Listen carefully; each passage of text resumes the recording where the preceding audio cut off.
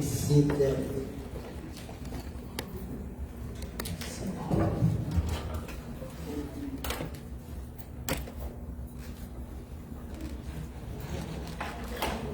Thank you, thank you.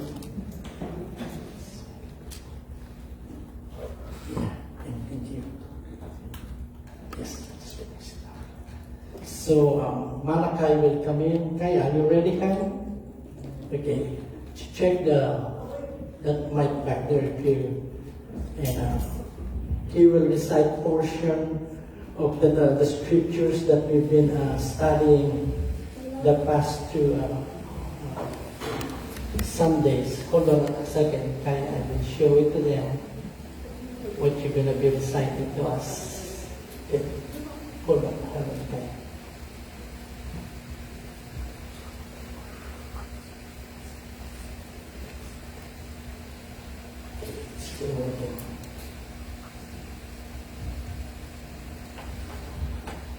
It won't turn on.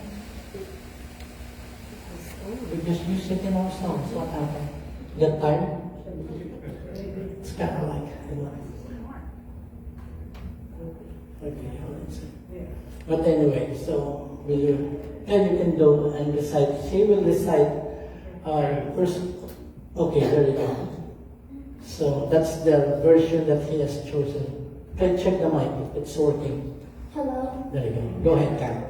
1 Corinthians 13:4-6. Love is patient, love is kind. It does not envy, it does not boast. It is not proud, it is not rude. It is not self-seeking, it is not easily angered. It keeps no record of wrongs. Love does not delight in evil, but rejoices with the truth. Amen. That's good. Thank you, Karen. Thank you, as always. So now you can be dismissed to go to your class. Okay, so thank you so much, Kai. So we'd like to greet first our friends online. Thanks for coming out. You've been with us for the last 3 years, and thank you for joining us every Sunday here in Jacksonville, and every different day or time in your place. But anyway, welcome. Thank you, and everyone in the auditorium. Thank you for coming out. So we welcome Kuya Jim. So he's back. So welcome home. And so thank you so much. So I've been discussing. Hold on a second. Let me just grab that.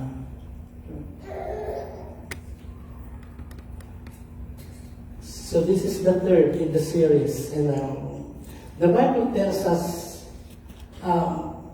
that God is love. Okay, and then when Jesus Christ was asked, Lord, what is the greatest commandment in the Bible? And the response that Jesus gave was found in Deuteronomy chapter 6, verse 4. This is the greatest commandment. He said that you shall love the Lord thy God with all your heart, with all your mind, and with all your soul. And then the second greatest is found in Leviticus chapter 19, verse 18. It says, you shall love your neighbor as yourself. Love is so great. And Jesus Christ and God himself says that love is the greatest. Then we believers, we should be interested in knowing what this kind of love is. I have a lot of secular songs that I like, and the one thing that stands out when I was studying this is a song popularized by Nat King Cole, Andy Williams, Matt Monroe, Barry Manilow, Kenny Rogers, and you name it. And some of you, who are those? I know you know Beyonce, but those who do not know, they are the oldies and the goodies. But anyway, love is a splendid thing. Love is a very splendid thing. It's the April rose that only grows in the early spring. You want some more? How about Whitney Houston? But then again, secular songs, secular love, it touches our emotion. Some of them the lyrics are very touching, and yet that is not the kind of love that the Bible is telling us or teaching us to receive from God and then to exhibit and manifest to other people. That's not the kind of love. Can you imagine? Do you know BGs? And then they have one famous songs. There are many, Staying Alive, Staying Alive. But they have one famous song. And it says, to love somebody the way I love you. So you know right away that is not the God kind of love. How can to love somebody is the way I love you? So that is, the Bible calls it adultery and fornication or infidelity. Okay? And yet, the Bible speaks us of this noble, the greatest, divine kind of love that only can come from God, who is love. And the Bible tells us in 1 John that he who does not love does not know God. For God is love. And everyone who is born of God, they love. And this is the love that chapter 13 of Corinthians gave us. It is a clear, profound, amazing on how the Holy Spirit through St. Paul gave us the mark, the characters, the description of this agape love. I shared to you that there are four ancient Greek that are used for the word love. No? The one is eros, where we get our erotic love. It's mostly sexual. And then the other one is storge, which is a love of parents to children and children to parents. And then the third is philia, which means a brotherly love, like Philadelphia, brotherly love. But the fourth word that they use in the ancient Greek, and this is only used in the New Testament, is agape, the God kind of love. Okay, and it's only can be seen and can be experienced in God and to those who call themselves children of God. It is great. It is one of the greatest. Jesus Christ even told his disciples, "By this shall all men know that you are my disciples, if you can do miracles, if your prayers are being answered every time you pray, if you have big buildings, you have thousands of members, and you are recognized all over the world." That's not what he said. He said, "By this shall all men know that you are my followers, that you are believers, if you have what? If you have love for one another." So that's what he said. Among all other things that he was saying in his last few hours with them, he said this: "By this shall all men know." So what he is saying, let the whole world know that you are Christians, that you are believers, you are children of God, because you love one another.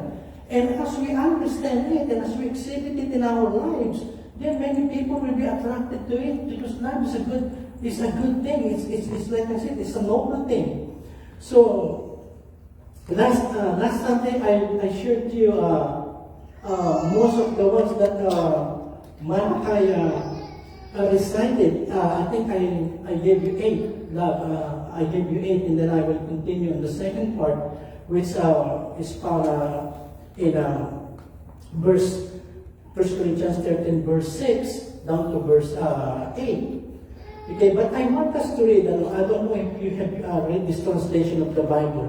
You know, if you download the Bible apps in your smartphone, it's called the Bible. The text is I think it's burgundy.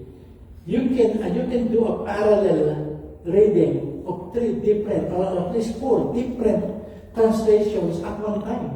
Let's say you have a New King James, you have NIV, you have NLT, and then you have an ERV. You can compare the translations, because it gives you a more clearer understanding if you can read it in a simple English. Okay, so I want you to read this. This is it from the Message. It is whoever come up into this is very. It's amazing on how he put 1 Corinthians chapter 13. Look at this. If I speak with human eloquence and angelic ecstasy but don't love, I'm nothing. Wala, zero. But the creaking of a rusty gate.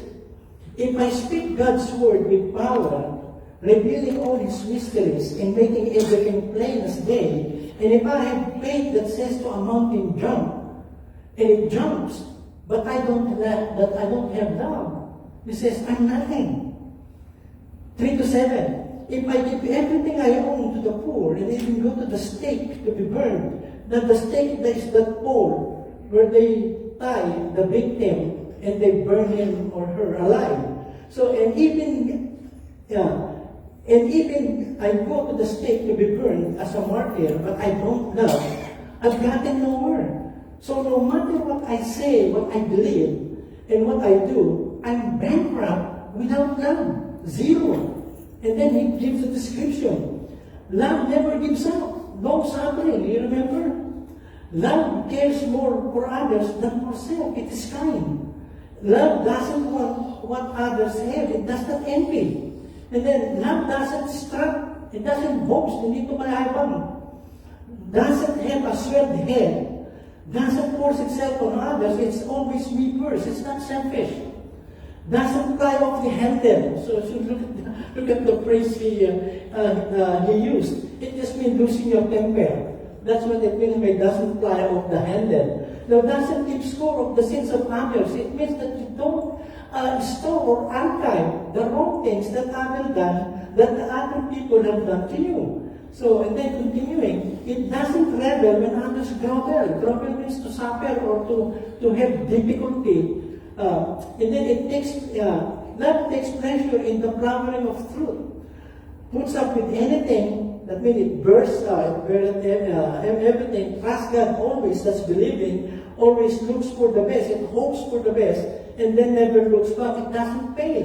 And then the last, but keeps going to the end. And then the last, love never dies. It will continue on. Okay, I gave you the first half of that last Sunday, and I will give you now the second part of it. It's also interesting to know that the last verse of chapter 13, Paul was talking to them about the gifts of the Holy Spirit that God has endowed, that God has given to the believers in Corinth. He also gave that to other believers, and yet, in the context of the gifts of the Holy Spirit that is given by God for the edification of the believers, okay, the believers in Corinth, they are not using it, they are using it without the motivation of love. So that's why they're getting arrogant, and they're trying to compare each other with other who has the gift. And then he says this, and now abide faith, it remains. Now abide faith, hope, love. These three, he said, faith, hope, and love. These three. But the greatest of these three is what? Is agape, is love. And then in chapter 12:31, the last verse of chapter 12 before chapter 13, look at what he says.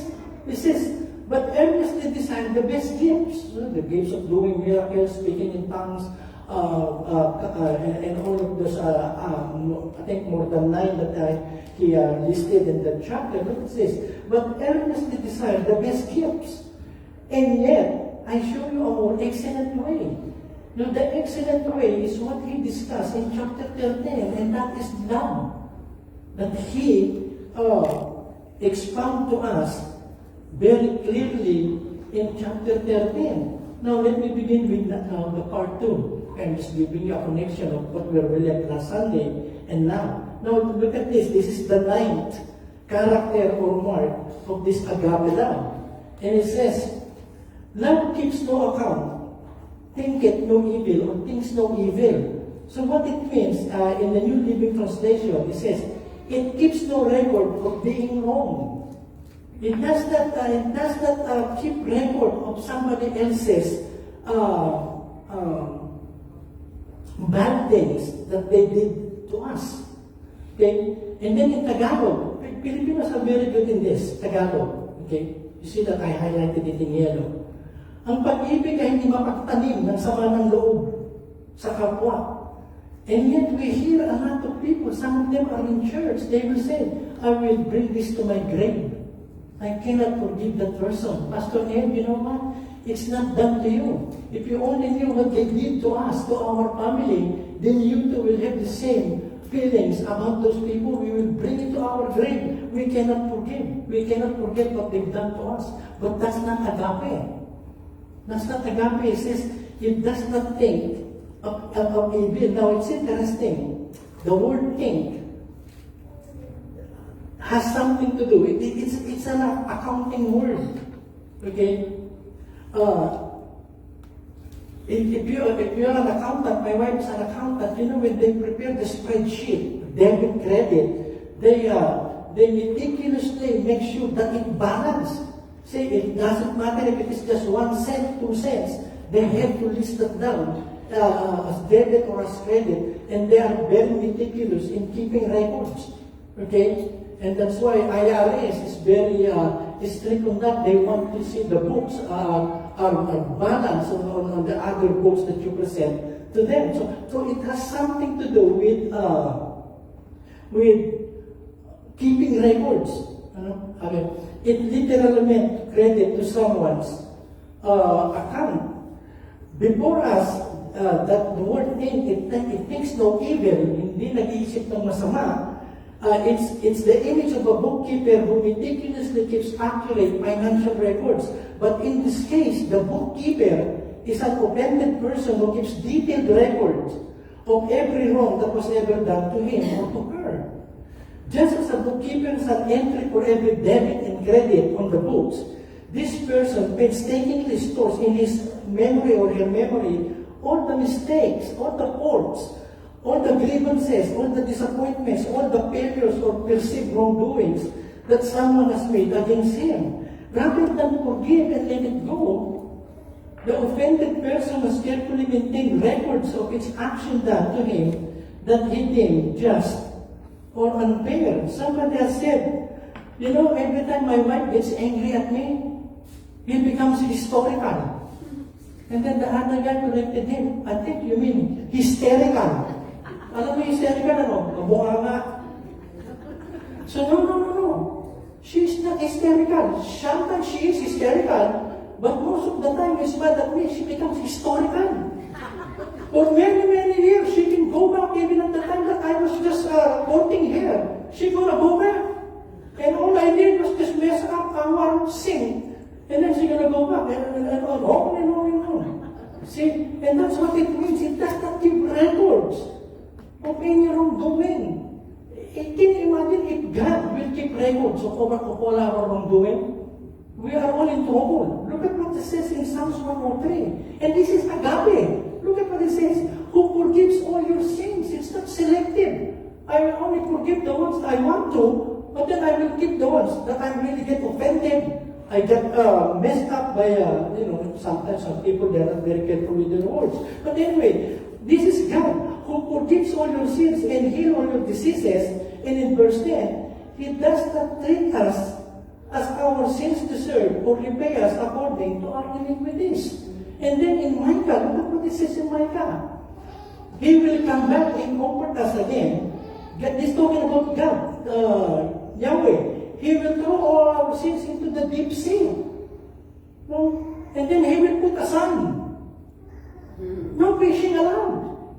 So if God was forgiving you something, He will not always repeat it and rehearse it to your face every time you make a mistake or shortcomings. No, He says, God has what? Put it in the deepest part of the sea, and then this is just my, I heard this from somebody, no fishing allowed. Okay, what God has forgiven, He has forgiven. And sometimes God has forgiven us, still we cannot forgive ourselves, much more other people who was offended or wronged us. Look at what it says in Proverbs. Whoever covers an offense seeks love, but he who repeats a matter separate close friends. Isn't that true? I'll speak in Tagalog. Okay. Kapag yung palaging inuungkat, but anyway, I will just put this in Tagalog, this same verse. It's so nice in Tagalog. The same verse in English is kind of long in Tagalog. Kung patatawarin mo ang kasalanan ng iyong kaibigan o ng iyong kapwa, mananatili ang inyong samahan. See? Ngunit kung patuloy mong uungkatin ang kanyang kasalanan, masisira ang inyong pagkakaibigan. And so many of us, without and sometimes carelessly, we just rehearse other people's faults. I saw a poster in my brother's house. I saw a big poster in his garage. And it's the poster of a cat eating spaghetti.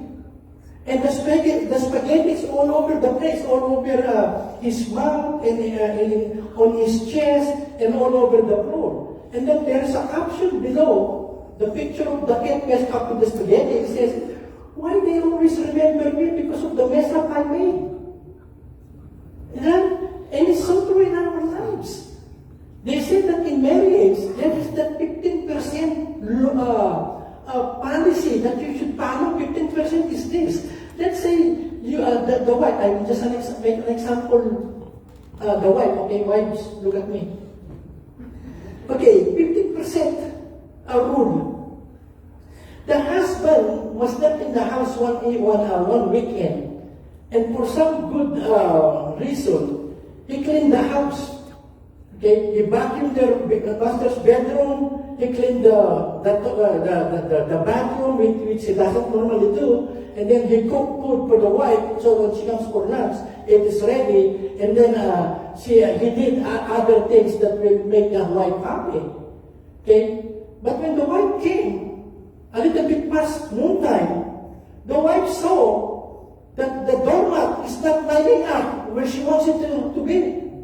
And just like that, you see, sometimes it is just like this, and it was diagonal. She wants it always straight,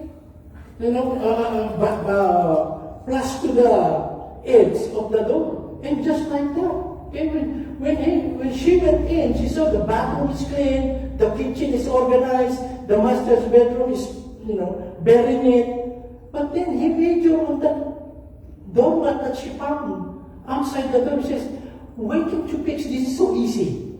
Can't you just go out there and fix your man?" So she did not thank the husband for the many things that she done good, but she picked up one that is just a minor thing. And sometimes we do that in our relationship. We major on what is minor, and we minor what is major. Okay? So he says, "But he who repeats a matter separates close friends." If it is a history, then let it be a history. Okay? And then stop bringing it up because it will just ruin your relationship. And look at what it says in Hebrews. "For I will be merciful toward their wrongdoing and their sins.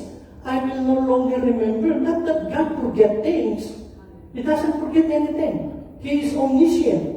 He knows the past, the present, and the future all at one time. And yet what he is saying, that since I will no longer remember, what I have forgiven, I have forgiven.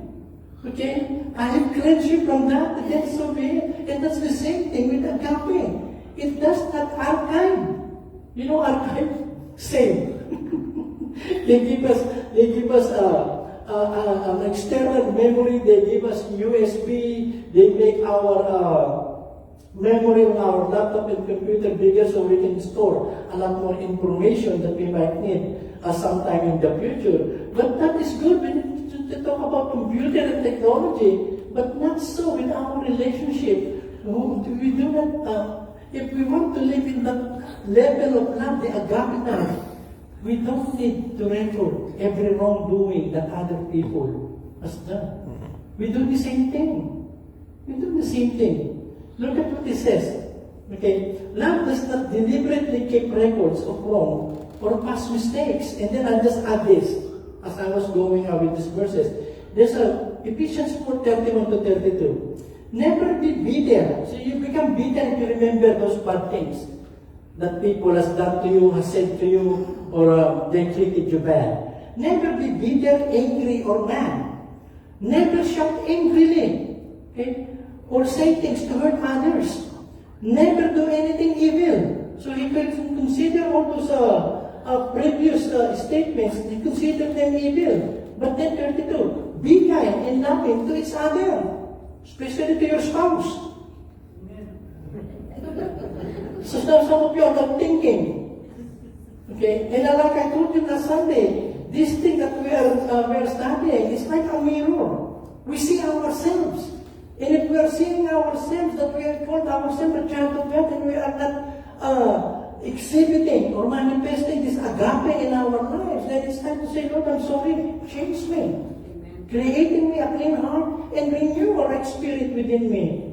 Like the psalmist says, be kind and loving to each other. But what he says, forgive other the same as God forgave you through Christ. I like it in Tagalog again. Okay, look at what it says in Tagalog. Alisin niyo ang anumang samaan ng loob. Do I need to repeat that? Alisin niyo ang anumang samaan ng loob, galing, pag-aaway, pambubulyaw. Hoy, batugan! Can you imagine? You call your husband, what is batugan in Hebrew? Lazy. A slut. You know, a slut. You remember when you were getting married, that the minister asking you, do you love him? And then, till death do us part, in sickness or in health, in richer or for poorer. And now after a few years, nambubulyaw ka na. Hello? Kaya tuloy yung mga asawang lalaki, minsan nagbumukhang tongo. Hello? You know? That's French. I will not tell that kayo French. You have to watch the Olympic to learn French. But anyway, paninira sa kapwa. Pati na lahat ng uri ng masasamang hangarin sa halip. Look at this, verse 32. Sa halip, maging mabait kayo at maawain sa isa't isa. Magpatawad kayo sa isa't isa gaya ng pagpatawad ng Diyos sa inyo. Dahil kay Kristo, forgive us our debts as we forgive those who what? Who sin or trespass against us. So that's number one. Agape love does not think, does not archive, does not keep records of the wrong things that other people has done to you. Give it up, let it go. You know, remember this. Forgiveness does not benefit the offender. Forgiveness benefits the one who has been offended. And the more you harbor forgiveness, the more you make yourself miserable. Okay, and that's what it is. A lot of people are sick, not because they are physically unhealthy, but because they cannot forgive. You see, it affects not only their physical and emotional, but also their spiritual. So things no evil. And then go to the number 10. Love does not rejoice in iniquity, but rejoices in the truth. Okay?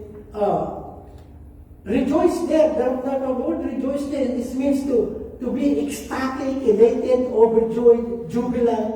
But the word iniquity, on the other hand, it's not so much as sin, but it just means bad things or wrong things that happen to other people.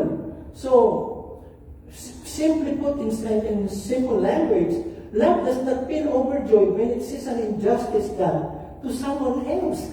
How many times, and I know sometimes I'm guilty also of this also, that's why every day I have to pray to God, create in me a clean heart and renew a right spirit within me. I have to recite that before God, even before I start my morning prayer. Because how many times in our lives that somebody offended us, somebody has spread gossip about us, somebody did something that really offended us, and for some reason we harbor that hatred, that anger, and when we hear something bad happens to that person who insulted us, or the family who gave us hard times, when we hear some bad things happens to them, we say, oh, that's good. They deserve what they really deserve. Okay. So, the Bible tells us, no, you are not supposed to rejoice when bad things happen even to your enemy. Okay? You remember Solomon? The wisest and the greatest king that ever lived. God blessed him, says, you ask me, I'm giving you a blank check, Solomon.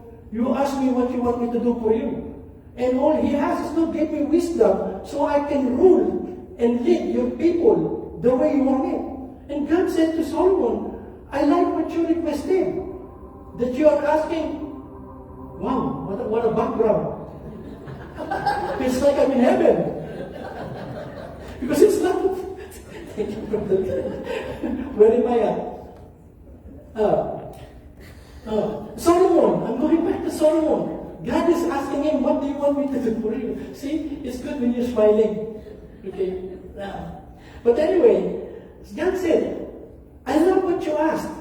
You asked wisdom so that you can rule my people with wisdom and the way I will love them. You did not ask for the lives of your enemies.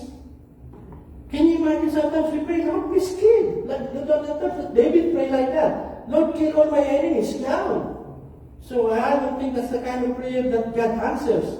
But it says, it does not rejoice in iniquity. No, if something happened to your enemies, then you shouldn't be glad that a tragic thing happens to them. They got laid off, they got diagnosed with cancer, somebody in the family died, or they a lot of other bad things. No. Love does not feel overjoyed when it sees an injustice done to someone else. And on the second part is rejoices in the truth.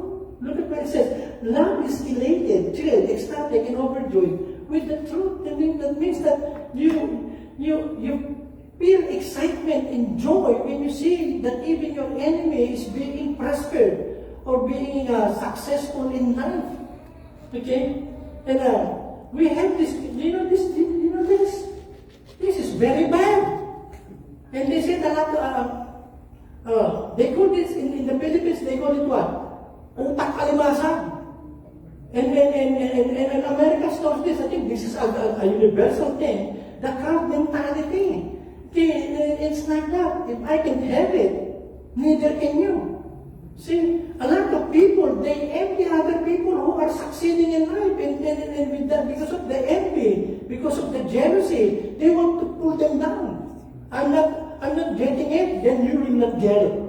And it is bad. That's the kind of mentality of other people. We as believers living in this high level agape love should not even think about this. No, if they are being blessed, then thank God for it. If not, then pray for them. That God will prosper them, that God will bless them and multiply them. Before I continue on, but it's ugly. Look at the face. Okay? That's crowd mentality. It's ugly. You know, I've been with somebody for more than 20 years. And me and my wife and my family, we love this person, we love this family. We supported them the best that we can. And even in the eyes of God, we know that our conscience does not convict us that we have done or thought even a bad thing about this person. And then came a time that he rejected us. They rejected us, and then when we said something, we just made a comment in the church. That's we said that maybe we can be on a different ministry where we feel that God has gifted us or God has called us. And what the answer that we received, you too. We didn't just say that, but just me and my wife was in the same room. So he told us, whatever idea that you have, whatever things you like to do in your life, as you say in ministry, you go to other places and do it there, not here. 20 years we were there. We didn't even miss. I cannot remember I missed a church service. Okay? And then when we left, it always keep on my brain, in my mind. I wish that church will not grow. I wish the church was... And then there are times that we hear bad things. And then I says, maybe they are just reaping what they've sown. I was thinking. And then when I touched by this, not because I'm preparing for this, it's been many years ago. I said, Lord, I'm so sorry. I heard that they are sick. I want you to heal them. I asked the Lord that they're having a problem in so many areas of their lives. Instead of me rejoicing, I said, Lord, I want you to touch them. And then to me, it's freedom. I begin to feel freedom in my spirit and in my mind. As soon as I release them, it says, God, they have done us wrong things. I don't need to be detailed to know what happened. But Lord, I don't want to think. If you will bless them, we bless them, God. And I don't want to grab them and envy that God is blessing them. And this is what it says in number 10 is what? It rejoices not in iniquity. Sa Tagalog, hindi ka natutuwa kapag yung kaaway mo o yung salbahe mo kapitbahay ay pinagpapala. Okay? But you rejoice when you begin to see that they are being blessed by God, regardless. Sometimes we don't know how to measure being blessed. Sometimes when we see people with a lot of good material things, they think that they are blessed. It can be just a part of it, but not really. That's not the measure of being blessed. But anyway, Lord, you bless them. Even Jesus Christ said, okay, if you love only those who love you, what difference does it make? With gangs, with inmates, with these people who doesn't know God. They also love the people that loves them. Okay? But love your enemy. It's not an easy thing. Okay? It's not an easy thing to love an enemy. And then sometimes we say, no, they started the fight, they started the gossip, they started the quarrel. We can only forgive them if they come to us and apologize.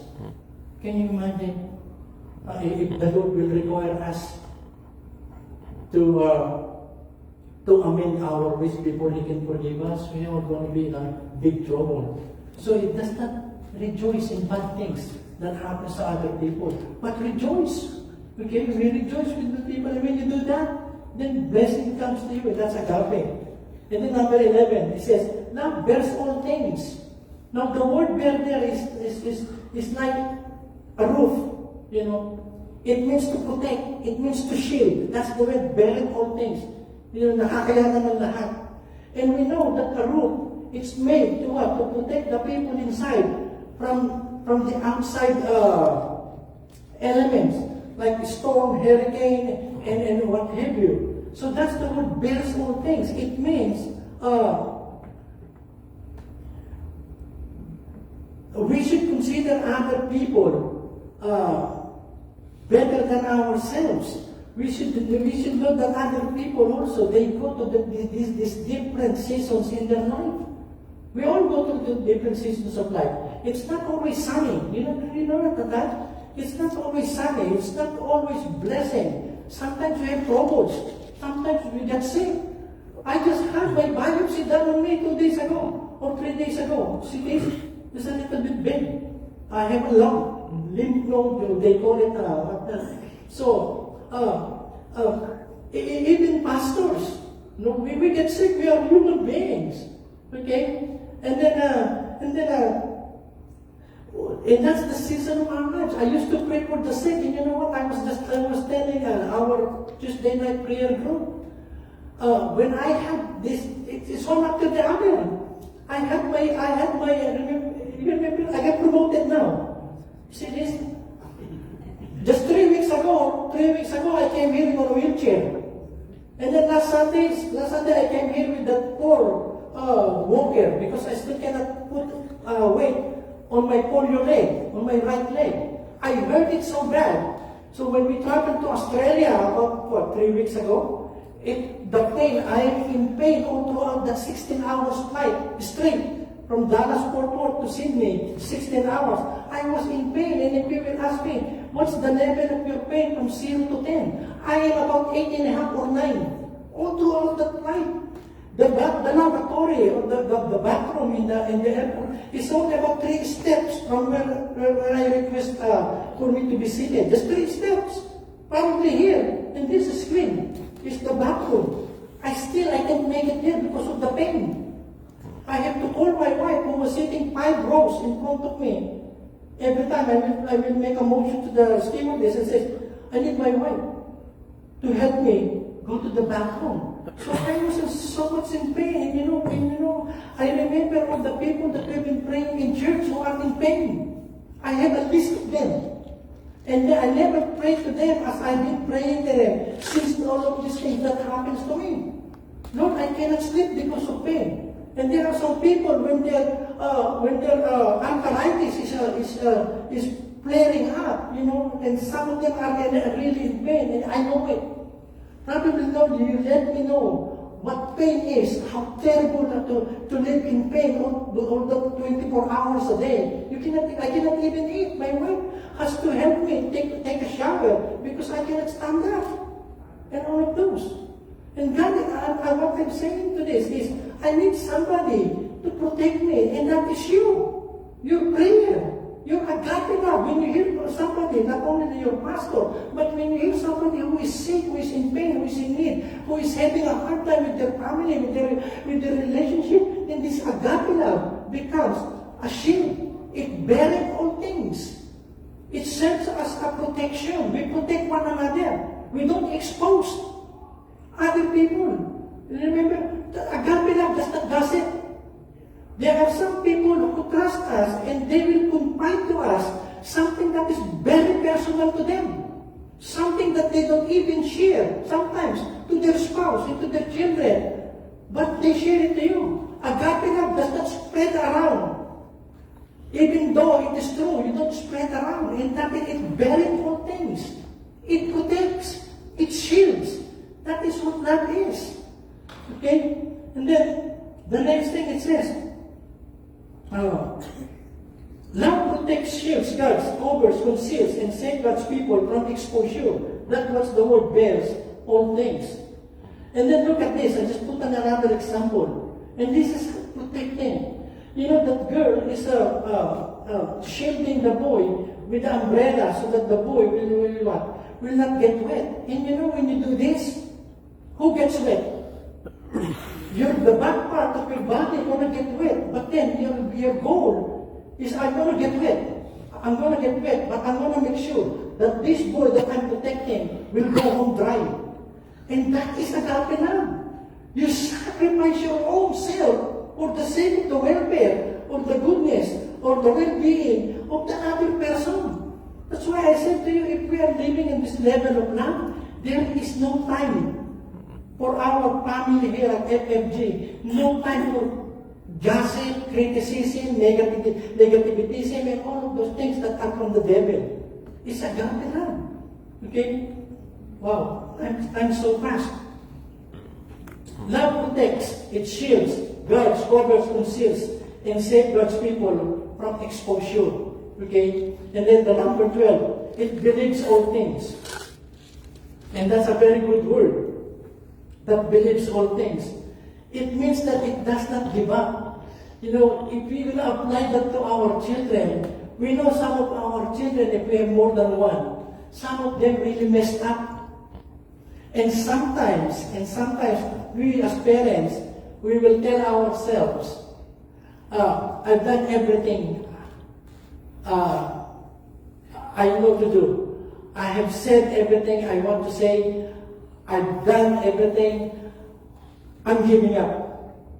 I will no longer deal with this child. There is no more hope. There is no more chance for the better, only bad things.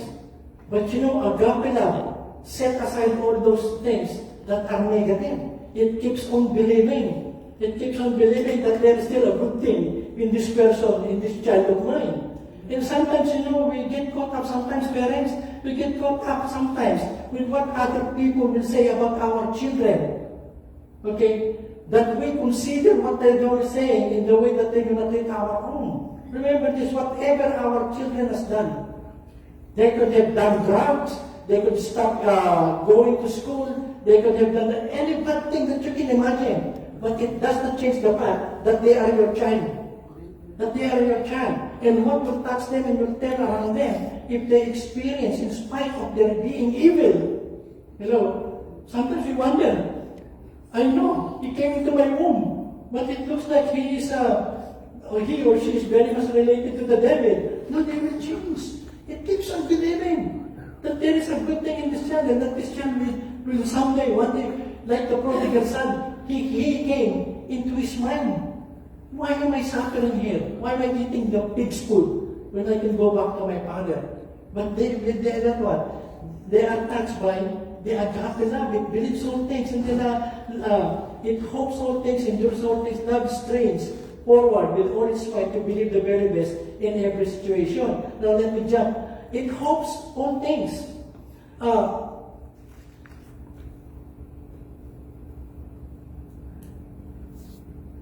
It is an expectation of good things. Me and my wife, we've experienced it. We went through a lot of things that we think that, oh God, unless you intervene, this impossibility will always remain an impossible thing. But we found out to God, impossibles can be possibles.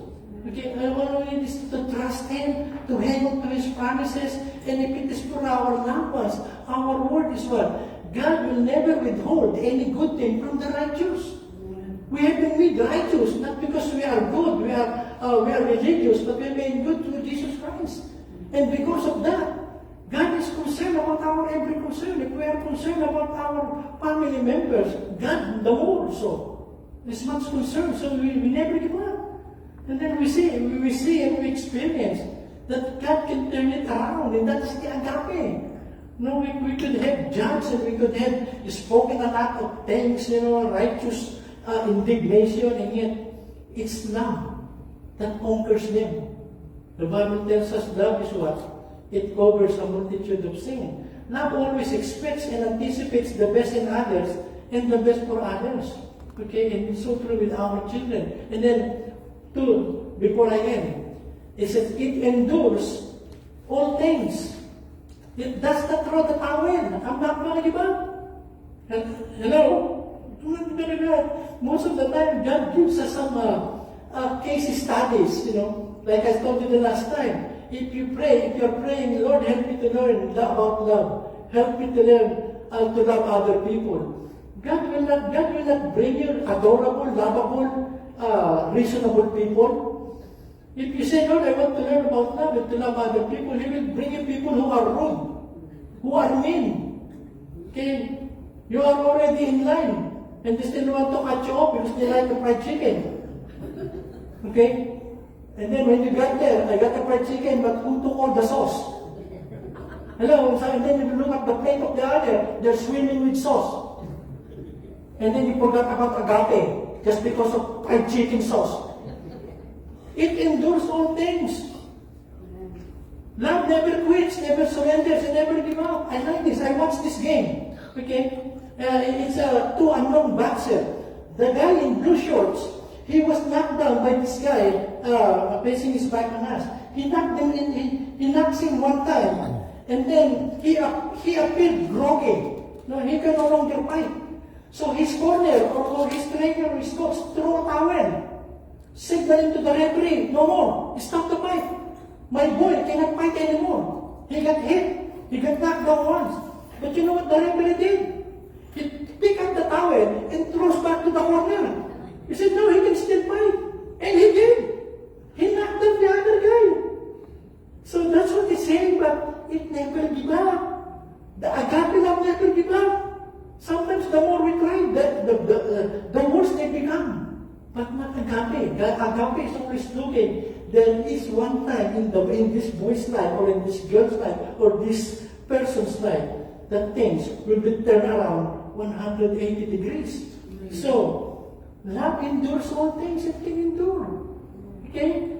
The Bible tells us in Romans that God has shed abroad in our hearts His love through the Holy Spirit. Okay? And if we're saying that we are on the end of our rope, we're about to break, ask the Holy Spirit to give me more patience. Give me more of this agape that's it's already in my heart. Amen? And then, this verse, 15. Love never fails. It will never fail. It will always succeed. It will always accomplish its purpose. And that's it. Okay. As God never fails, His love will never fail. The word the word there fails is a very good word. Love never disappoints. It never fails and never lets anyone down. It is love that can always be dependent and it's always reliable. It speaks about this. The love of God, the agape of love will never come into ruin. No, it will never come into ruin. It will always make good, build up, organize something. And another thing, it will not fail. That means it will not be falling from a high cliff to its destruction. No, the love of God will never be headed to destruction. It will always build up. It will always make good. What is bad and what is ugly. Yung pag-ibig ng Panginoon is so great. Let love be, and then in Romans, I'm about to finish. You have to love me. Let love be without hypocrisy. Ano po? Walang papapanggap. Abhor what is evil. Siguro, a hypocritical love is evil. Cling to what is good. He said, in Tagalog, ang pag-ibig ay walang pagkukunwari. It's not double-faced. Have you experienced people talking to you good things when you are in front of them, but as soon as they tend their back, they gossip. They tell a lot of bad things about you. Have you? It is not so bad if it is other people doing a double face on you. But what is worse, if you who says you're a Christian is double faced. See? So let the agape love. Look at what I found. Don't fear the enemy who attacks you, but the fake friend who hugs you. Parang si Judas, kumikis pa. Sabi nila, I'll end with this. Romans 13. Owe nothing to anyone except to love one another. So huwag ka daw mangungutang. No, that's not what it means. Owe nothing to anyone except to love one another. For the one who loves, look at this, for the one who agape his neighbor has fulfilled the law. And then he goes on to say, for this, you shall not commit adultery, you shall not murder, you shall not steal, you shall not covet. And if there is any other commandment, it is summed up in this saying, you shall love your neighbor as yourself. Why? Because love does no wrong to a neighbor. Who is your neighbor? Whoever God brings to your awareness, whoever you see in need, that is your neighbor. It does no wrong, it does not hurt. It's not that same words that will forever hurt them. Our love, our agape, is the true measure of our obedience to God. We know that we are obeying Him if we are exhibiting agape. Are you going to open your heart and let God spill out to those around you? The choice is now before you. Let's grow in this kind of love. Lord, we love you, we honor you. Thank you, Lord God, that as your people, as your children, we have this capacity to love because your love is shed abroad, God, in our hearts by the Holy Ghost. And God, we ask for forgiveness for so many times, God. We apply the rule of an eye for an eye, a tooth for a tooth. We become selfish, we become vengeful, we become unforgiving. Lord, we ask your forgiveness. We ask, God, that we turn things around by your agape love. Bless your people. Bless everyone hearing my voice, even those who are watching us online. Thank you, Lord, for your word. Your word is powerful. Your word is light. And your word, God, strengthens us in our faith. In Jesus' name we pray. Amen and amen. Thank you, guys.